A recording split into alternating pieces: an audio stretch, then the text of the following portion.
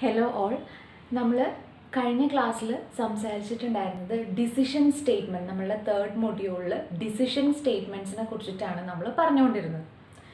So last ക്ലാസ്സിൽ നമ്മൾ പറഞ്ഞത് സിമ്പിൾ ഇഫ് സ്റ്റേറ്റ്മെൻ്റ് ആണ്. അതായത് ഞാൻ പറഞ്ഞിട്ടുണ്ടായിരുന്നു, ഇഫ് എന്ന് പറയുന്ന സ്റ്റേറ്റ്മെൻറ്റിൻ്റെ കൂടെ എപ്പോഴും ഒരു കണ്ടീഷൻ ഉണ്ടായിരിക്കും. ആ കണ്ടീഷൻ ഇവാലുവേറ്റ് ചെയ്യും. കണ്ടീഷൻ ട്രൂ ആണ് എങ്കിൽ ആ ഇഫിൻ്റെ അകത്ത് കിടക്കുന്ന, ആ ഇഫിൻ്റെ അകത്ത് ബ്രേസസിൻ്റെ അകത്ത് കിടക്കുന്ന സ്റ്റേറ്റ്മെൻറ്റ്സ് എക്സിക്യൂട്ട് ചെയ്യും. അല്ല എങ്കിൽ അതിനകത്ത് കയറില്ല, നേരെ താഴെയുള്ള സ്റ്റേറ്റ്മെൻറ്റിലേക്ക് പോരും. അങ്ങനെയാണ് നമ്മൾ സിമ്പിൾ ഇഫ് പഠിച്ചത്. ഇന്ന് നമ്മൾ പഠിക്കുന്നത് ഡിസിഷൻ സ്റ്റേറ്റ്മെൻറ്റ്സിൻ്റെ രണ്ടാമത്തെ സ്റ്റേറ്റ്മെൻറ്റ്, അതായത് ഇഫ് എൽസ് സ്റ്റേറ്റ്മെൻ്റ് ആണ്. സോ എന്താണ് ഇഫ് എൽസ് സ്റ്റേറ്റ്മെൻറ്റ് എന്നാണ് നമ്മൾ പഠിക്കാൻ പോകുന്നത്.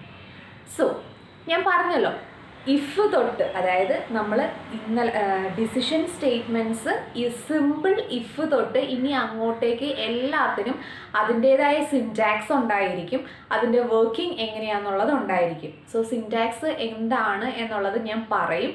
അത് അങ്ങനെ തന്നെ പഠിച്ച് ബൈ ഹാർട്ട് ചെയ്ത് എക്സാമിന് എഴുതണം, എന്നാലേ നിങ്ങൾക്ക് മാർക്ക് കിട്ടുള്ളൂ. സോ നമുക്കൊന്ന് നോക്കാം എന്താണ് ഇഫ് എൽസ് സ്റ്റേറ്റ്മെൻറ്റിൻ്റെ സിൻറ്റാക്സ് എന്ന് നോക്കാം. സോ ഇതാണ് ഇഫ് എൽസ് സ്റ്റേറ്റ്മെൻറ്റിൻ്റെ സിൻറ്റാക്സ് ആയിട്ട് ഞാൻ കൊടുത്തിരിക്കുന്നത്. നോക്കുക, if condition is true, execute the statement 1, else execute the statement 2.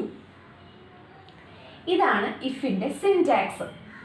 Okay, ആ സിൻറ്റാക്സ് അവിടെ നിൽക്കട്ടെ, നമുക്കത് എങ്ങനെയാണ് വർക്ക് ചെയ്യുന്നതെന്ന് നോക്കാം.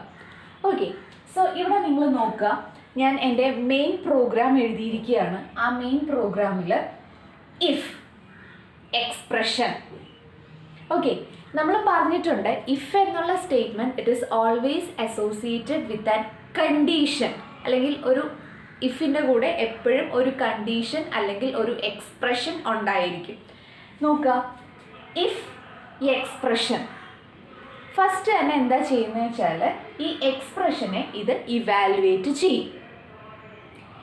എക്സ്പ്രഷൻ ഇവാലുവേറ്റ് ചെയ്യുമ്പോൾ മേ ബി ആ എക്സ്പ്രഷൻ ട്രൂ ആയിരിക്കാം, അല്ല എങ്കിൽ അത് ഫോൾസ് ആയിരിക്കാം, മേ ബി എന്ത് വേണമെങ്കിലും ആകാം.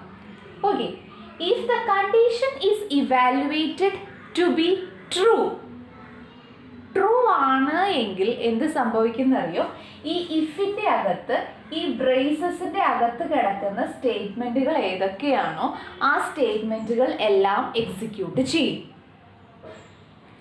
ഓക്കെ, സപ്പോസ് ഈ എക്സ്പ്രഷൻ ഇവാലുവേറ്റ് ചെയ്യുന്നു, അത് ഫോൾസ് ആണെന്ന് വിചാരിക്കുക.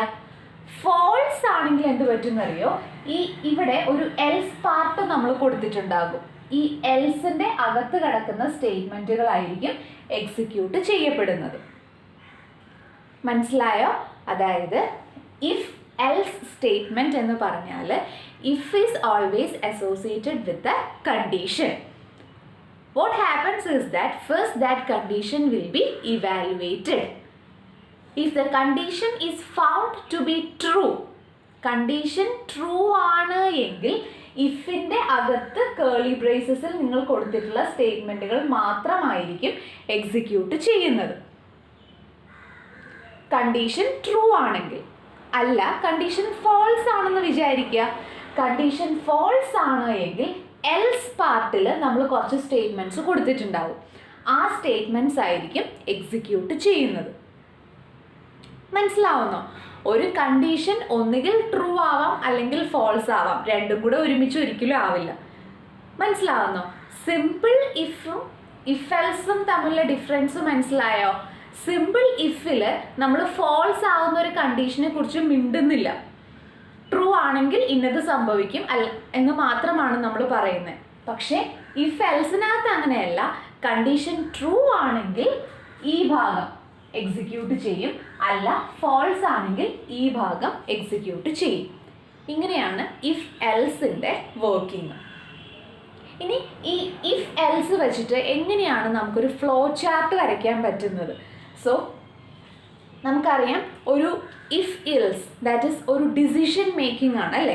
സോ ഞാൻ എൻ്റെ കണ്ടീഷൻ എന്താണോ, ഇഫിൻ്റെ എക്സ്പ്രഷൻ അല്ലെങ്കിൽ കണ്ടീഷൻ എന്താണോ അത് ഞാനിവിടെ കൊടുക്കുന്നു. ഡിസിഷൻ മേക്കിംഗ് ആണ്. സോ ഫ്ലോ ചാർട്ടിൻ്റെ റോംബസ് സിമ്പൽ ആണ് നമ്മൾ യൂസ് ചെയ്യുന്നത്. ഓക്കെ, ഞാനിവിടെ എൻ്റെ കണ്ടീഷൻ കൊടുക്കുന്നു. എന്താ പറഞ്ഞത്? ഈ കണ്ടീഷൻ ഒന്നുകിൽ ട്രൂ ആവാം അല്ലെങ്കിൽ ഫോൾസ് ആവാം. ഓക്കെ, നോക്കുക. If the condition is true അല്ലെങ്കിൽ if condition is satisfied yes ആണ് എങ്കിൽ എന്ത് സംഭവിക്കും? എസ് ആണെങ്കിൽ ഈ സ്റ്റേറ്റ്മെൻറ്റ് എക്സിക്യൂട്ട് ചെയ്യും. അതായത് ഇഫ് ബ്ലോക്ക് എക്സിക്യൂട്ട് ചെയ്യും. If the condition is false, condition false ആണെങ്കിലോ എന്ത് പറ്റും? ഈ ഭാഗം അതായത് എൽസ് ബ്ലോക്ക് ആയിരിക്കും എക്സിക്യൂട്ട് ചെയ്യുന്നത്. സോ അതാണ് കൊടുത്തത്, എൽസ് ബ്ലോക്ക് എക്സിക്യൂട്ട് ചെയ്യും. ഓക്കെ, അതിനുശേഷം പിന്നെ താഴെ കൊടുത്തിരിക്കുന്ന സ്റ്റേറ്റ്മെൻറ്റുകൾ ഏതാണോ അതങ്ങ് എക്സിക്യൂട്ട് ചെയ്ത് പോകും. ദെൻ ലാസ്റ്റ് എവിടെയോ വെച്ചത് സ്റ്റോപ്പ് ആകും. ഇതൊരു ജനറൽ ആയിട്ടുള്ള ഇഫ് എൽസ് സ്റ്റേറ്റ്മെൻറ്റിൻ്റെ ഫ്ലോ ചാർട്ടാണ്. നമ്മൾ പ്രോഗ്രാം വെച്ച് വരയ്ക്കുമ്പോൾ കുറച്ചും കൂടെ നിങ്ങൾക്ക് ക്ലിയർ ആവും. ഇത് ജസ്റ്റ് ഒരു ഐഡിയ മാത്രമാണ്. If the condition is satisfied, yes ആണെങ്കിൽ ബ്ലോക്ക് ഇഫ് ബ്ലോക്ക് എക്സിക്യൂട്ട് ചെയ്യും. If the condition is evaluated and it is found to be false, what happens is that else block will be executed. if block execute ചെയ്താലും ശരി else block execute ചെയ്താലും ശരി നമുക്ക് programme end ചെയ്യണം. So നമ്മൾ അടുത്ത last സ്റ്റേറ്റ്മെൻറ്റിൽ വന്നിട്ട് execution stop ചെയ്യുന്നതായിട്ട് കാണിക്കുന്നു. ഓക്കെ, സോ സാധാരണഗതിയിൽ ഡിസിഷൻ സ്റ്റേറ്റ്മെൻറ്റ്സ് ഞാൻ നേരത്തെ പറഞ്ഞു എസ് എ ആയിട്ട് ചോദിക്കാറുണ്ട്. അപ്പോൾ എസ് എ ആയിട്ട് ചോദിക്കുമ്പോൾ നിങ്ങൾ സിൻടാക്സ് കൊടുക്കണം, മെയിനിൽ അപ്ലൈ ചെയ്യുന്നത് നിങ്ങൾ കാണിക്കണം, അതുപോലെ ഫ്ലോ ചാർട്ടും കാണിക്കണം. എസ് എ ആണെങ്കിൽ ഒരു എക്സാമ്പിളും കൂടെ കൊടുത്ത് വേണം നമ്മൾ അത് ഡിസ്ക്രൈബ് ചെയ്യാൻ വേണ്ടിയിട്ട്. ഓക്കെ, സോ പ്രത്യേകം ശ്രദ്ധിക്കുക, സിൻടാക്സിൽ ഇഫ് കണ്ടീഷൻ ഈസ് ട്രൂ അല്ലെങ്കിൽ ഇഫിൻ്റെ കൂടെയുള്ള കണ്ടീഷൻ അവിടെ കൊണ്ടുപോയി സെമിക്കോളൻ ഇടരുത്. നോക്ക്, ഇഫ് എക്സ്പ്രഷൻ സെമിക്കോളൻ കൊടുക്കരുത്. സെമിക്കോളൻ കൊടുക്കേണ്ടത് ആ സ്റ്റേറ്റ്മെൻറ്റ് കഴിയുമ്പോൾ മാത്രമാണ്. എൽസിന് അങ്ങനെ തന്നെ എക്സിക്യൂട്ട് ദ സ്റ്റേറ്റ്മെൻറ്റ് എന്ന് പറഞ്ഞു കഴിഞ്ഞിട്ടേ സെമിക്കോളൻ കൊടുക്കാവുള്ളൂ. ഇത് ബൈഹാർട്ട് ചെയ്ത് വെക്കേണ്ടതാണ്, ഇതും കേട്ടോ. ഈ രണ്ട് സെക്ഷനും ബൈഹാർട്ട് ചെയ്ത് വെക്കുക, എക്സാമിന് ആവശ്യമുള്ളതാണ്. സോ നെക്സ്റ്റ് വീഡിയോയിൽ നമ്മൾ ഇഫ് എൽസിൻ്റെ ഒരു എക്സാമ്പിൾ പറയും. അപ്പോൾ നിങ്ങൾക്ക് കുറച്ചും കൂടെ മനസ്സിലാവും. ഓക്കെ.